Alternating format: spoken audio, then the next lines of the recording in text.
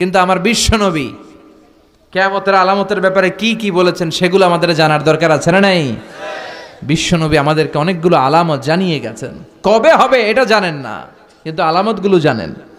এই আলামতগুলোকে আরবিতে বলে আশরাতুস সাআ আস-সুগরা ওয়াল কুবরা। দুই ভাগে বিভক্ত কিয়ামতের আলামত, দুই ভাগে বিভক্ত। চিল্লায় বলেন কয় ভাগে? একটা হচ্ছে ছোট আলামত, আরেকটা চিল্লায় বলেন একটা, আরেকটা বড় আলামত। বড় আলামত মোট 10টা। কয়টা?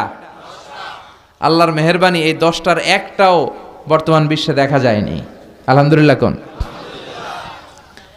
কিন্তু ছোট আলামত হাদিসের কিতাবগুলো পড়লে ঘাটলে অনেক পাওয়া যায়, তার বেশিরভাগই আমাদের সমাজে দেখা গিয়েছে। যেগুলো এখনো দেখা যায় নাই, দেখা যাওয়ার পথে। যেগুলো এখনো পুরোপুরি আসে নাই, আধা আধা চলে এসেছে। বেশিরভাগ ছোট আলামত প্রকাশ পেয়েছে।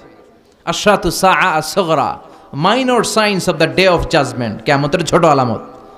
আর বাকি 10টা হচ্ছে major signs of the day of judgment, বড় আলামত।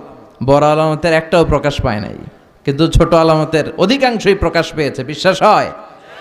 আজকে আমরা এই ছোট আলামতগুলো কি কি বিশ্বনবী উল্লেখ করেছেন হাদিসের আলোকে আমরা জানার চেষ্টা করব, আর মিলানোর চেষ্টা করব যে আমাদের বাংলাদেশের কি অবস্থা, সৌদি আরবের কি অবস্থা, কুমিল্লা জেলার কি অবস্থা, লক্ষ্মীপুরে এগুলো আছে না নাই? এগুলো চেক করার দরকার আছে না নাই? তাহলে আজকে আমরা শুনবো কিয়ামতের ছোট আলামত। কি শুনবো? কিয়ামতের ছোট আলামত। কিয়ামতের 1 নাম্বার ছোট আলামত হচ্ছে বিআসাতু রাসূলিল্লাহি সাল্লাল্লাহু আলাইহি ওয়াসাল্লাম, বিশ্বনবীর আগমন হয়ে যাওয়া। বিশ্বনবী পৃথিবীতে চলে আসা মানে কিয়ামতের প্রথম ছোট আলামতটা দেখা দিয়েছে। সুবহানাল্লাহ পড়েন। তার মানে কিয়ামতের প্রথম ছোট আলামতটা কত আগে দেখা দিয়েছে? কয়শো বছর আগে? কমসে কম 1400 বছর আগে। কিয়ামতের ছোট আলামতটা প্রথম পৃথিবীর বুকে প্রকাশিত হয়েছে প্রায় 1500 বছর আগে। চিল্লায় বলেন ঠিক কিনা?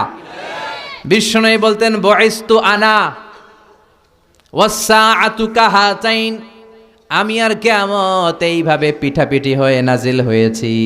এই আঙ্গুল থেকে এই আঙ্গুলের মাঝখানে যেমনি তেমন কোনো ব্যবধান নাই, আমি আর কিয়ামতের মাঝখানেও তেমন ব্যবধান না।